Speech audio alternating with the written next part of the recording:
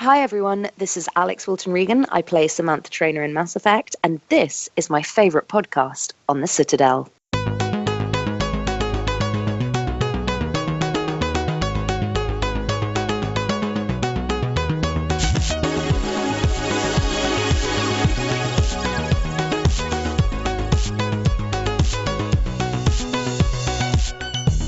Welcome to Andromenerds, the #1 Mass Effect podcast on the internet.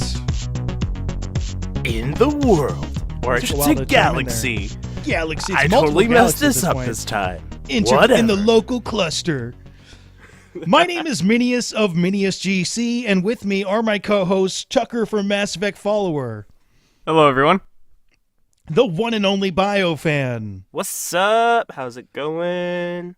And whatnot. later is Alix Wilton Regan. How about that? Oh, man. That would have been awesome. Yeah, and something, we'll get to that in a second. And AbilityDrain might show up in the comment section. I don't know. We're watching the BioWare Twitch stream right now. So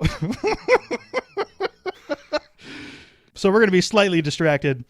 But, yeah. He's just still staring. Paul is just still staring. Nothing has changed. We're going to drop that interview in somewhere in the middle. Holy crap, I just realized the rug that he's standing on is the same one that I had in my house. How did that rug hold up during the hurricane? Oh, no, that thing got ruined. We had to throw it out. Yeah. Okay, so I'll switch subjects to what happened with the interview. Yeah, I got a text. Let's see. That's from my dad. Hi, Daddy.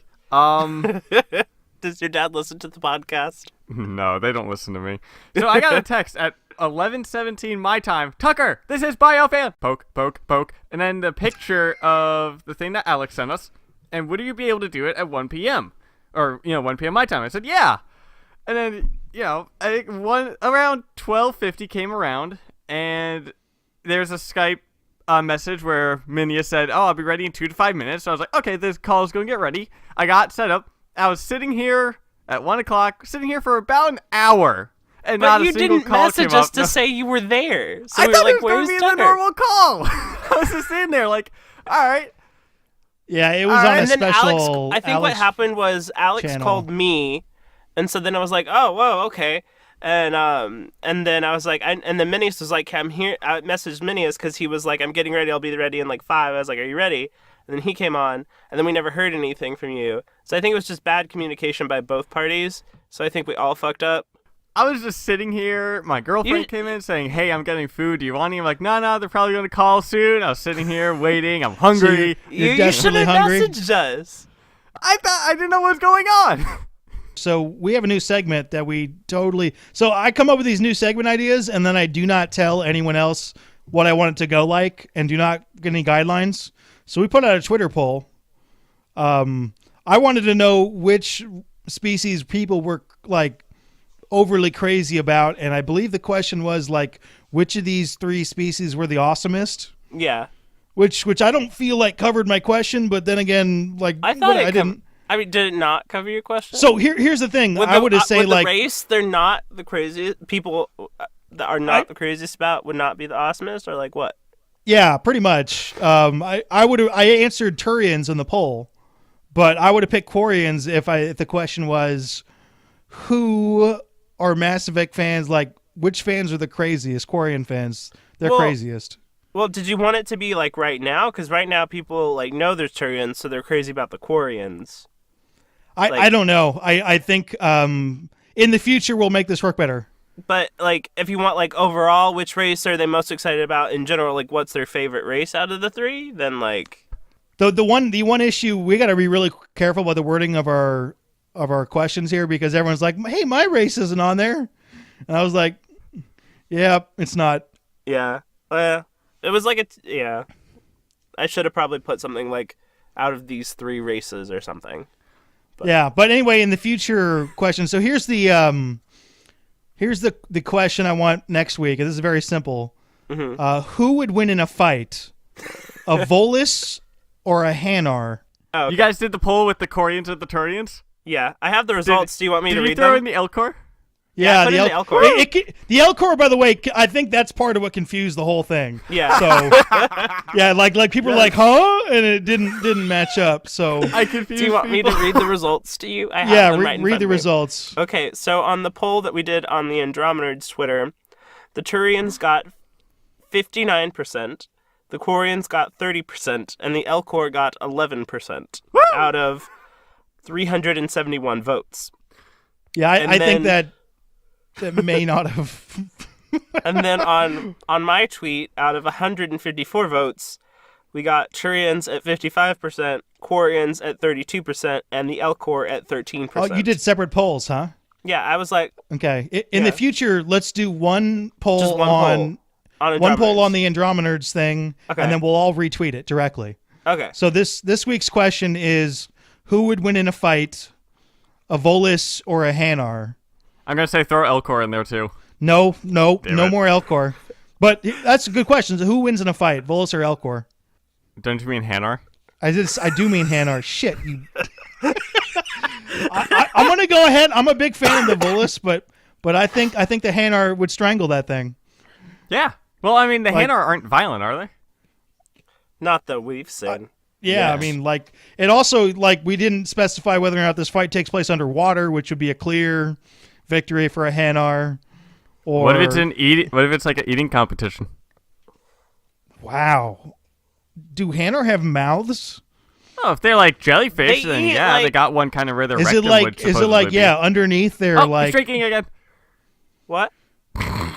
yeah, this is a terrible idea. Anyway, check out this Fantastic interview. idea. We brought on Alix Wilton Regan, who voices Samantha Traynor. In Mass Effect 3. Woo! Hey everyone, BioFan and Minius here with the voice of Samantha Traynor in Mass Effect 3, Alix Wilton Regan. Hi everyone, it's Alix Wilton Regan. Let's go ahead and move into the questions. What was your favorite part of voicing Samantha Traynor in Mass Effect 3? So I think my favourite part was I loved that she was a Londoner, like a properly opinionated, very clever Londoner, because obviously I'm a Londoner, and equally as clever, I hasten to add, and competent and as capable of her as her, surely not. No, I love that she was a Londoner. I thought she was really cool, she's really clever.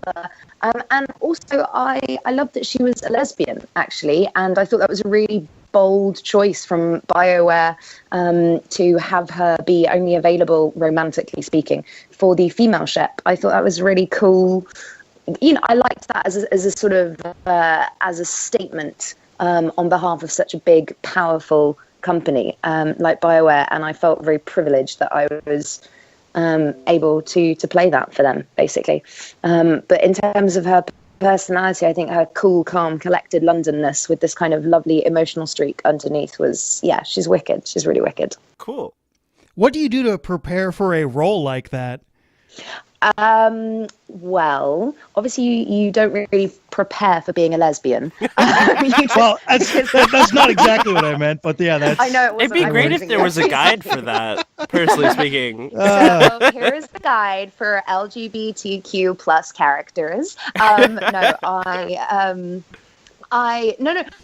but I think it is a really good question. I'll tell you why. Because the point about her being gay is obviously it's innate to her character, but it doesn't change her personality. Does that make sense? Yes. So she's cool, calm, she's collected, she's really intelligent, she's really bright. She just happens to like women. Yeah, like it's not her defining characteristic. She's a person first. Exactly, and that's exactly, she's a person first, and then I just think it was this kind of bold choice on the producers and the writers' behalf to have her be romantically involved with FemShep. But so in terms of what I do to prepare for that, I remember just researching her accent a little bit, because they really wanted her to sound like London, sort of not too posh, so a bit like I'm kind of talking now, where you just drop the ends of your words a little bit and, you know, just make it all sound a bit more casual and sort of relaxed and questioning, as opposed to being as assertive in this sort of what's called an RP accent. Does that make sense? So I think it was really looking at the accent was the preparation that I did for that role in particular. Do you have a favorite line of Traynors? Favorite line? I tell you what. So I remember recording, I mean, this is going back a few years now, but I remember recording the ending of the game when she's saying goodbye to FemShep, if you're romantically involved with FemShep. Yeah, and so I remember being in the studio and I cried, for real. And I remember thinking, oh my God, like voice acting is way deeper than I ever imagined before now. Because it was kind of like, it was definitely at the time, it was the biggest role that I'd done to date. I hadn't done anything as emotional as that in a character before. And I remember crying in the booth and thinking, why am I crying? This is ridiculous. You know, I'm talking to a machine with someone, you know, down the other end of the line guiding me and directing me. But it was really emotional. And I remember kind of being struck by the weight of voice acting at that point and how personal it could be. So I wouldn't say there was a favorite line, but I would definitely say there was a favorite moment and section of lines. And that day in particular in the booth, I remember being quite, you know, teary and emotional. I would say that was probably one of my favorite days to record, for sure. Awesome. FemShep and Traynor barely ever get off the ship to go on a date or anything together. So true, right? Yeah. What do you think, if they did get the chance to like properly leave the ship, go wherever they wanted, what do you think Traynor's ideal date would be? Such a good question. Okay, I tell you where I would take her if I was still in charge of Traynor at this point. I would take her to one of those like parks that you see in New York where the old men sit and play timed chess against each other, you know, in the park, and they like hit the buttons back and forth, and like everyone's really clever and really good at chess. I reckon a stroll through. I think they do that in Central Park. Am I right? And have I made that up, guys? I'm not from New York, but that sounds right to me. Central Park is huge. So I've explored Central Park, but not really. Yeah, I'm sure probably somewhere in there. Yeah. So we could legitimately hypothesize that somewhere in Central Park there's an area of chess playing going on, right? Sure, we could do let's that. do it. So I think we take them to New York, and I think Sam and Shep go on a date, on a walking date through the park, and then they join in for a couple of games of chess. First of all, against each other, which Shep obviously loses. Sorry / not sorry. And then Sam is like deemed chess champion of Central Park for the day, having like battled her way through numerous savants who she just takes down with the flick of a finger.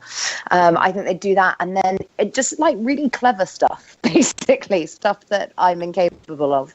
I think a chess date, don't you guys? I feel like that's quite a good date for them. Yeah, I think that'd be cute. Here's an off-the-wall question related to that, though. Are the chess pieces actual chess pieces, or are they the digital Mass Effect chess pieces? No, I think they have to be real. I think they have to be old school. I think she wants to take it back to the old school, you know, get in touch. That would be a that. nice touch. That would be a nice touch. What do you do outside of voice acting? Outside of voice acting, well, obviously I'm an actress, first and foremost, which is how I got into voice acting, insofar as that's kind of what I'm an actress. That's what I started doing. And then I got very lucky that I got cast in all these voice acting jobs. And now I do both of them sort of equally, I would say, in terms of straight acting and then voice acting. But when I'm not doing that, when I'm not creating that, I run a charitable initiative called Play for Calais and Beyond. It was founded in December 2015 to sort of help out with the refugee crisis that is very much on our doorstep here in Europe. And it's designed to take safe play, sports and pop-up cinema to refugees who were living in the Calais refugee camp, which was called the Jungle at the time. So that's why I founded it and called it Play for Calais. Obviously, the Jungle's been dismantled now. So I've changed the name to Play for Calais and Beyond. And in fact, in 2 days from now, I will be hosting the Christmas party for 50 newly arrived refugee children living in the West Midlands area. Oh. So it's all about kind of being a light in the dark for people and offering a humanitarian response to this humanitarian crisis. So we're not political. We just go out there and we just do good things and make people feel good about themselves through like sport, art, play, obviously computer games, very popular with the teenage boys. And it's great because they have no idea who I am at all. And on top of that, most of my games are pretty unsuitable for them because they're all like about 11 to 14. So I can't give them a sort of 18 graded game. But it's really, you know, I've had them playing sort of, oh my God, see, this is how bad my video game literacy is. Like fighting ones, you know, where you choose a character and you just punch each other. What do you call those ones? Like Tekken? Is there one called Tekken? That's exactly what you call them, actually, fighting games. Call them fighting games, yeah. Fighting games, yay! So the boys really like that. Oh, and racing games, like Mario Kart and stuff like that. They love all that. A bit of Assassin's Creed thrown in for good measure, all that kind of stuff. You took like the really kid-friendly and then like moved directly to the opposite direction. No, did I? No, but that's not unsuitable, is it? Is it? Assassin's Creed? For the 15, 16-year-old boys, that's I feel good. like You're that's fine there. No, the 11-year-olds are on Mario Kart, honey. Yeah. Let's be clear about this. Okay? Yeah, I can see Mass Effect 3 being a little bit difficult for kids because that gets somewhat gruesome. Yeah, exactly. Do you have like a website people can go to learn more about Play for Calais and Beyond? Yes, absolutely. Our website is www.play, Play, and then the number 4, Calais, which is spelled CALAIS.org. So that's playforcalais.org. Awesome. We'll put that down in the video description or on the screen or wherever we can put it for people that are curious to learn more. Thank you very much. Thank you. Minius, do you want to take the next question? Yeah, sure. Well, you're talking about how you do, regular acting and voice acting. What do you think the number one difference is when you're performing between those two?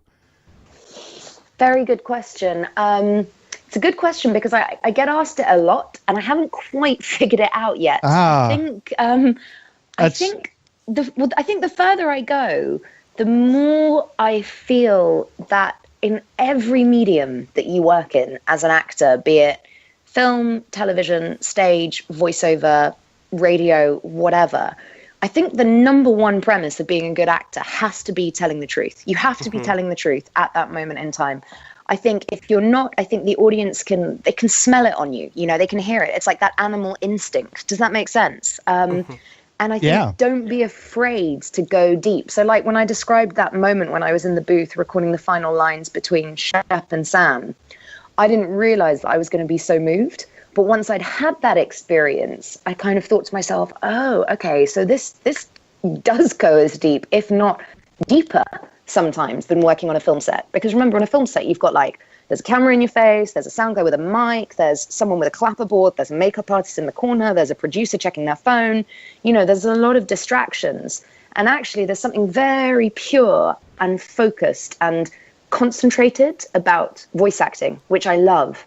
And so the only kind of thing that I think is a little bit different is obviously if you're in a voice booth, you want to make sure that all of your energy goes into your voice and into putting all of your emotional movements into your voice to vocally express that.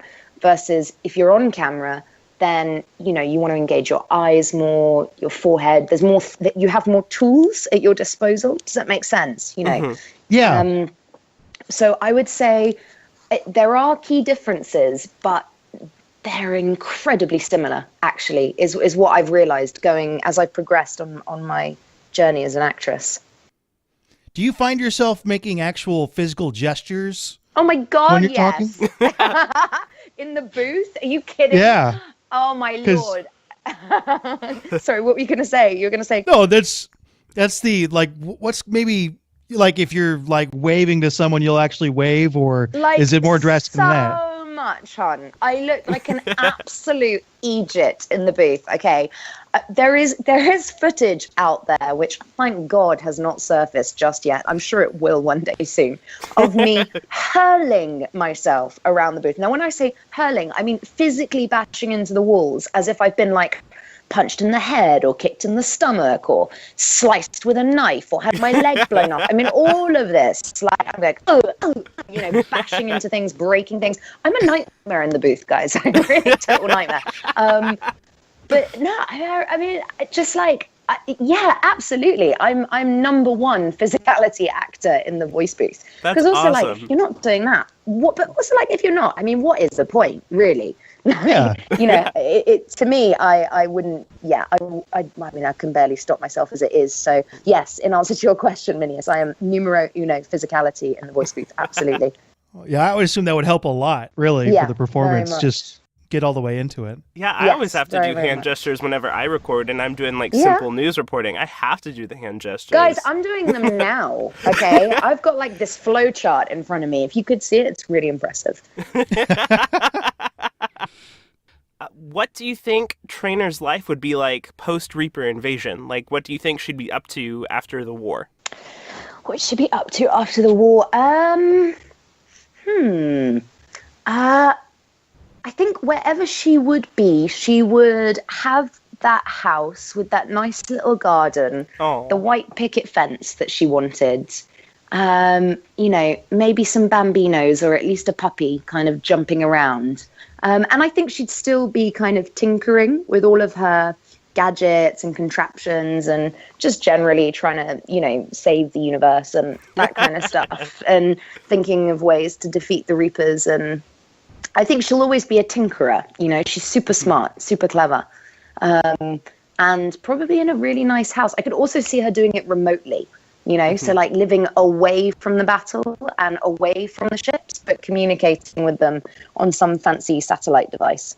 Out of all the characters, except for Shepard, who do you think Traynor would be best friends with?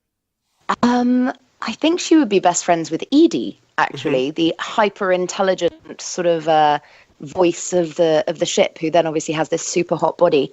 And the reason I think that is because I know that there is animosity between them and confusion of sorts at the beginning of their relationship. But fundamentally, they are both phenomenally intelligent. And isn't that sexy in a woman / android / robot person, So yeah, I would go for Edie. Awesome. Have you voiced anyone else we might recognize in other BioWare games? I'm not sure if this is a rhetorical question. But, It's for those yes. that maybe have only played like Mass Effect and aren't. Of course. So I play the Inquisitor in Dragon Age Inquisition, which is the third part of the Dragon Age franchise from BioWare. I was also in Dragon Age Origins and Dragon Age Awakenings, which are parts 1 and 2 of the Dragon Age franchise. But the big one after Samantha Traynor was the Inquisitor for Dragon Age. You want to go with the obvious follow-up to that? Go for it. Yeah, Do go you with have a role in the new Mass Effect game at all? it. Can you tell us? People really want to know. If you don't ask, they'll be in the comments asking us why we didn't ask. I'm sure I can. I mean, I'm not even sure if I can or can't answer that because there could be someone very powerful listening who might have the ability to sway that. But I can confirm that for the moment, I am not in Mass Effect Andromeda. For the moment. Well, pre-order canceled. Just kidding. But if anyone is listening, I am available and I will always make space for BioWare in my schedule. Always. I think they know this. I'm basically BioWare's #1 fan. So yeah. Well, I don't know. I go by BioFan, so I think you got some competition up in here, Alex. Yeah. It's okay. We can tie. It's all good. If they can find space for me, I will happily partake, even if it's as an American cyberborg person, unrecognizable as myself. Always happy to do that. That kind of leads into somewhat of a follow-up question. Yeah, go for it. If you got to choose one role that you could be anybody, anything in any video game, what kind of character person would you want to be? That is such a good question. Wow. Okay. I would love to lead a sort of 3-part franchise, the way that Jennifer got to do with FemShep in the Mass Effects 1, 2, and 3. I'd love to do that, to have that kind of massive arc that just goes on, and you keep discovering more and more stuff. And you're not the damsel in distress. You're a fighter equally as weighted as the rest of the guys out there. I think that's kind of got to be the ultimate, hasn't it? Yeah, that's the dream, is to get like a sort of 3 in a row, a 3-parter, something like that, with the intelligence and the insight and the integrity behind it of a company such as BioWare. And I'm not just saying that to be nice because I've worked for them in the past. I'm saying that because actually I think if you're going to do a big character like, for example, FemShep or any of these big characters out there that go on for several games, or even if you just lead one game like I had the privilege of doing with Dragon Age, it's so important that you're working for a company that is not basically just a group of assholes. You really want to like the people that you're working for that long. So yeah. Randomly pulling out the American accent. I like it. Sorry, I don't know why I do that. I'm just like, yeah. It's all good. Oh, this is a fun one. So we know Traynor has the top of the line toothbrush, but the question is, what kind of toothpaste do you think she uses? Brilliant. What kind of toothpaste does she use? Okay, so I'm going to go for... I reckon she's either one of these people who falls into the uber, organic, pure, environmentally friendly toothpaste that tastes like cat food, one of those really, really gross ones that's probably really good for you. She's either going to go that way, or she's going to go uber toxic and just really effective and get the whitest of the whitest whitening toothpaste out there. Does that make sense? She's not going to be a halfway house. She's going to be somewhere between those two extremes of illegal dental fluoride toothpaste and then something like really just natural and pure, basically just made of peppermint leaves, I would guess. That's awesome. I expect toothpaste technology to take off. Yeah, I expect. I think that's a much better answer than I would have come up with. What would you have said? That's what I think. One of those two. I could see it being. She'd be really extreme, don't you think, for her teeth, because she loves her teeth and her toothbrush. I feel like she'd go either way. Okay, so we have a segment where we answer messages that we get. Brilliant. I love this. And we use a quote from the game. Unfortunately, we don't use Traynor's quote because I can't get a good audio sample of it. So can you say something along the lines of... messages at your private terminal, Commander. Yeah, like that. Do we want to do Commander, or do we want to change it to Andromenerds and have it customized? Which one? Minius, you can just leave out the you have new messages at your private terminal. I looked at what your lines were, and there were 5 of them. So there wasn't. Yeah. Do they? Here's a side question. Do they give you leeway to do what you want to do with that, or do you have to read exactly what's on the page? No, you have to read exactly what's on the page. Okay, so exactly what's on the page. I'm pretty sure that one of the quotes is, "There are new messages at your private terminal." Yes. So shall I do that for you guys? Yeah, I think that would work. Sure, yeah. Yeah, okay, cool. Okay, cool. There are new messages at your private terminal.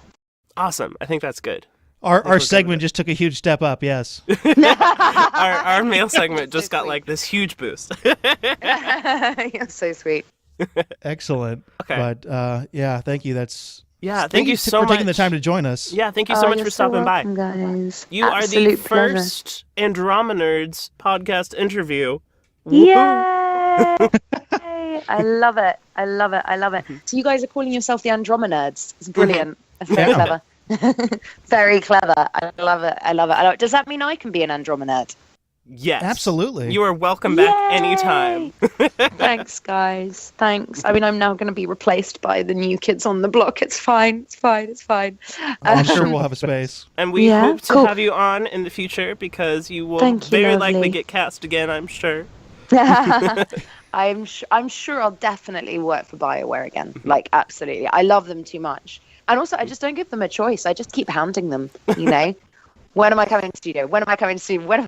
I know they like to bring back their favorites for things, so... Well, I adore them, so the feeling is entirely mutual. You know, I don't say that stuff just to be nice. I say it because actually I work for enough people, and when you meet people with integrity, you want to hang on to them. You know? Yeah. Whoa! What was that interview? That was an amazing interview, right, Tucker? I don't know. You literally said, "Here's the interview," and then 5 seconds later, you said that was a fantastic interview. I don't know what. I didn't hear anything. I dropped it in the middle. Oh, you did? Yeah. Oh. Minius, I'm so sorry. Don't worry about it. This is the most chaotic episode we've ever done. The coolest part about the interview is we got a new messages thing. So is there anything I should know? There are new messages at your private terminal. Hey, Samantha Traynor, what's up? Did you guys ask my questions? Which question was yours? Oh, okay. Did you put it in the doc? We asked everything in the doc. It was, what do you think about Kelly Chambers? No, That wasn't we in didn't the get to that doc. one. You didn't ask that? What? It wasn't in the doc. It wasn't in the doc. Where was the doc? Well, she sort of kind of voiced her thoughts on Kelly in a way. So in a way, yes. The answer is no. The answer is she thinks she's better than Kelly. Okay, thank you. That's what I was hoping. Okay. I wanted her to be like, oh yeah, like, you know, like, she's good and everything, but step away from my shepherd. Minius, though, like, okay, Who would win in a thing- fight, Kelly Chambers or Samantha Traynor? Oh, I'd totally vote Samantha Traynor. She would bring in the toothbrush and things would get Yeah. cracked. Oh, that would be brutal. Guys, Oh. he's changing records. I think he's getting rid of the... He just switched over the same one twice. Like, Yeah, he's been switching it over. It's the same record. He's been switching it over continuously. All right, so so you guys really need to email us, because you guys are sent us some theories, but we're also looking for questions. We need to promote. Well, we need to promote these things, but if it's a theory, we can like thumbs up or thumbs down it. Yeah, It's also like a 5-paragraph theory that I don't want to read it out. That's understandable. So do we have a question? Yeah, we got a few. I got 2 old ones. non-super long emails are very preferred, by the way. I got 2 old ones and then 2 new ones. So the old ones are from Shade Barrett. Hi, I'm a big fan of Andromeners, and I was wondering if there's a chance the proteins, well, I think they're Protheans, had the same idea as the Citadel race and also traveled to Andromeda. The answer is that's very possible. The question is whether or not they want to do that story-wise. I would say possible, but not probable. It's just like, are the Reapers in Andromeda? Sure, they could be in Andromeda, but they probably shouldn't be because that would really mess up the story. I want So- a new story. I have an idea. Tucker has an idea. I I'm love when scared. you have an idea, you don't even wait. You're just like, oh! Yeah, no, light bulb. Because you know how there's going to be books and comics and stuff that are focusing on Andromeda. What if there is one that takes place in the Prothean times, and maybe this can happen before Mass Effect Andromeda gets released, but it is before in the Prothean time, and they try to go to Andromeda, and they get wiped out by whatever the enemy is that we are going to go face. I think we should write this comic. That'd be awesome. We need to wait for the game to come out first before we completely ruin the timeline. But no, come on, ruin it now. But because Halo had something like that where they were the Wait, Halo? yes. Do you like Halo, Tucker? Wait, Tucker, you like Promethean. Halo? Since when? Yeah. What? Are you ready for their name? The Prometheans instead of the Protheans. The Prometheans. Which came first, Prometheus or Prometheans? Well, I think Halo had it first because they talked about the Prometheans then in someone the in Hollywood 2001. copied them.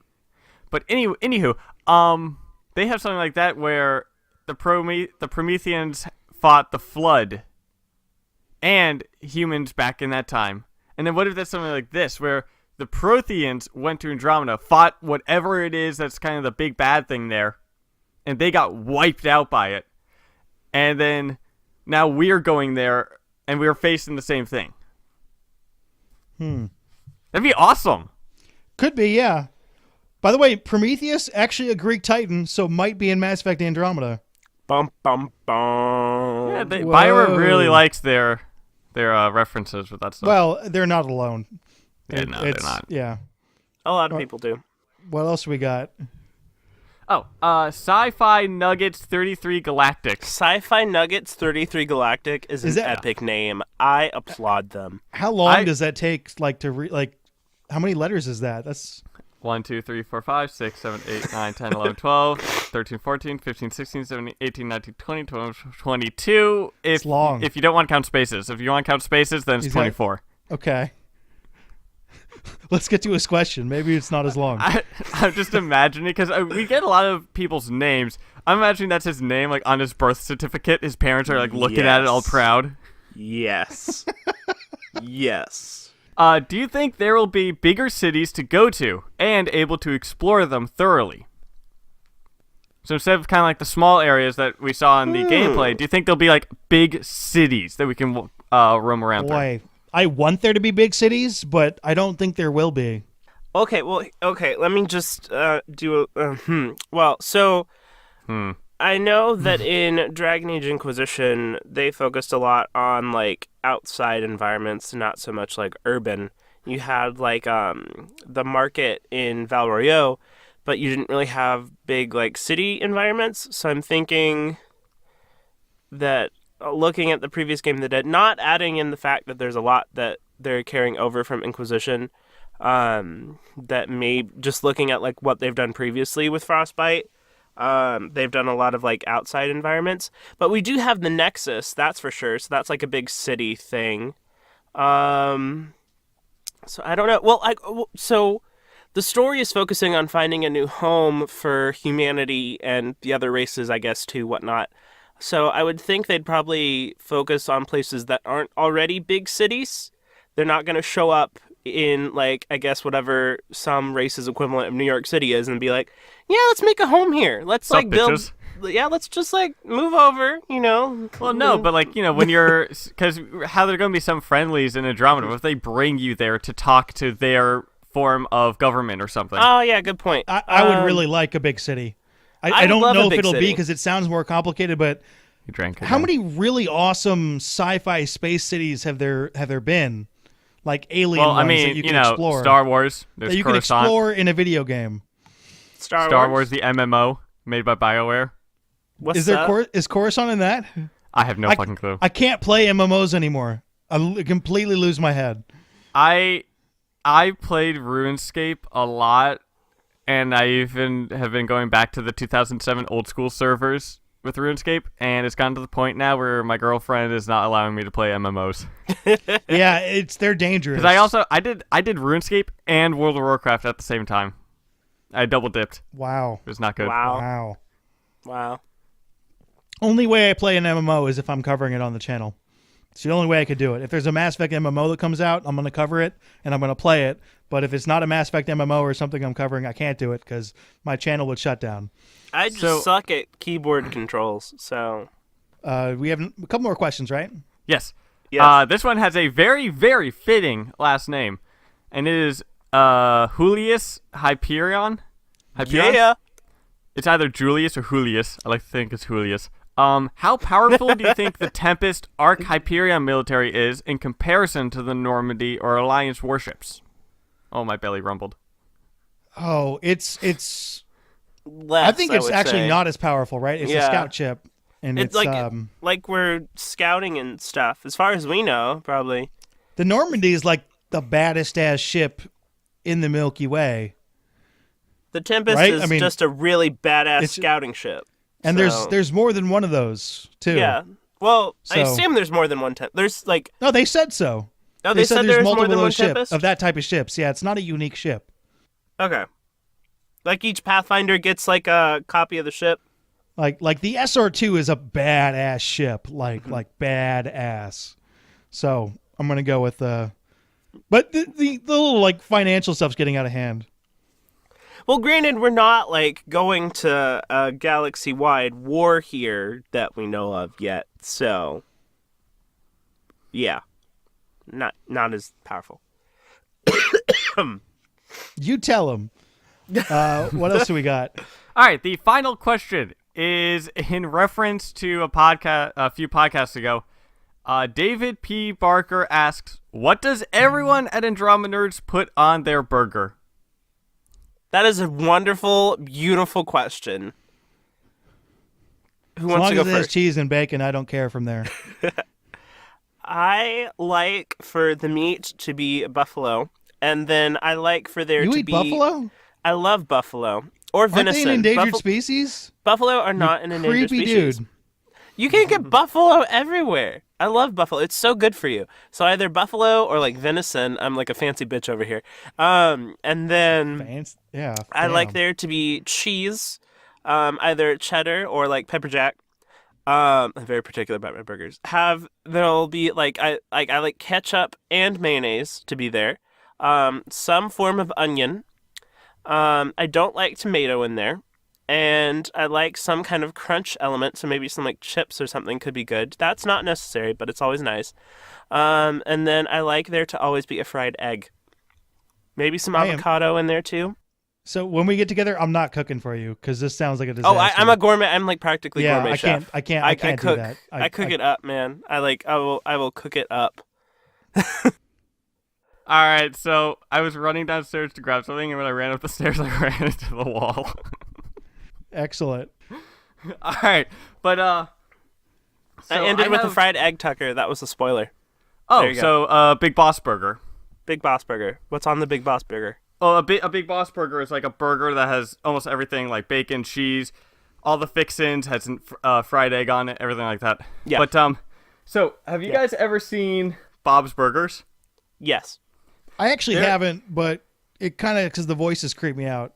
There's a Bob's Burgers burger book that I have, and I've gone through and made some of them, like Don't You For Cheddar About Me, which is a burger with 4 different types of cheese. Don't you forget about me. There's also One Horse Open Slaw, which is a all beef patty flavored with Worcestershire sauce, topped with melted jalapeno Havarti and homemade coleslaw.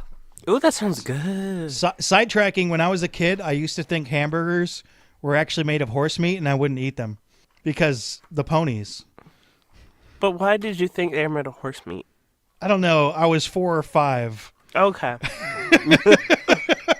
Another really good one is Onion Ring Around the Rosemary, which is a burger that is stuffed with red apple and marjoram and comes topped with a rosemary battered onion ring. But the burger that I'm making next week, because I try to make a burger out of this a week, is... Oh, this is a Don't get- weekly event for you. You make a burger yeah. a week. Oh, okay. Don't Get Cream Fraiche with me. And it is a blueberry stuffed burger topped with a basil cream fraiche sauce. That sounds interesting. Oh, yeah. I want to try it. I get fancy with my burgers. I want to try it. Would you eat an elk burger if you wanted to keep up with BioFan? Oh, yeah. How about a turtle burger? I've eaten alligator meat, shark meat. Alligator's really good. I've eaten bull testicles. Okay, I draw the line there. What's an animal that you would not eat? Like 10 out of 10 would not eat. Aside from I don't give a shit. bull testicles. that's not an animal. That's a part of okay. an animal. I mean, I wouldn't eat pufferfish because it's poisonous. Cat, maybe? Cat and dog. I wouldn't eat cat or dog. Yeah, those are the easy ones. I would like Yeah. a wild animal. Okay, This may sound weird, but I don't think there's a type of animal that I just go, no, I'm not eating that. Like a can't think- porcupine? I honestly can't. Sure, fuck it. I honestly can't think of one. I guess if you take the spikes off, it wouldn't be that bad. is it, so it's just the meat, right? And it's not like... Well, I mean, like, are you getting the meat? Would Or are you you- going to be like would you eat a sautéing varan? it? Or are you? What? Would you eat a varan? Sure. Yeah, fuck it. sure. Aren't they delicious? They're They all supposed to eat be good, right? varan, yeah. My idea is like, fuck it. Why not give it a try? Yeah, I mean, like... We are horrifying all the vegetarians and vegans, by the The way. vegetarians and vegans are just gonna uproar in the comments. If you like this podcast, don't forget to give us a like and subscribe to everyone's channel. Thank you all for watching. Every have lots time of you channels. like and share this video, a new baby Krogan is born on Tuchanka. Which is Does it tough survive? because the genophage is going on right now. So you should hit the Yeah. like button. Bring you a want them to new go baby extinct? Krogan into this world. We You're a have to beg monster. for likes now. Just go with it. That's all the nerdiness we've got for today. If you have any questions for us, Mass Effect related or otherwise, feel free to email us at andromenerds@gmail.com, and your questions may be featured in an upcoming episode. Please do send us questions. Special thanks to Alix Wilton Regan for joining us. That was very, very cool. Along with our co-host, be sure to follow Andromenerds on Twitter. If you like this podcast and would like to see some more awesome videos, be sure to check out and subscribe to our respective channels.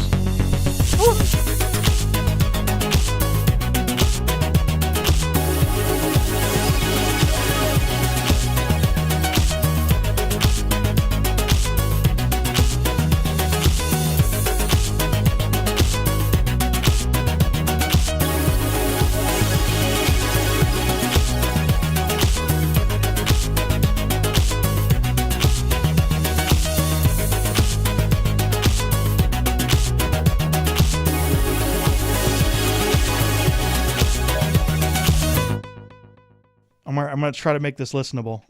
It's going to be very amusing. I am so sorry. We've been recording for like 50 minutes and we might have 20 minutes of stuff.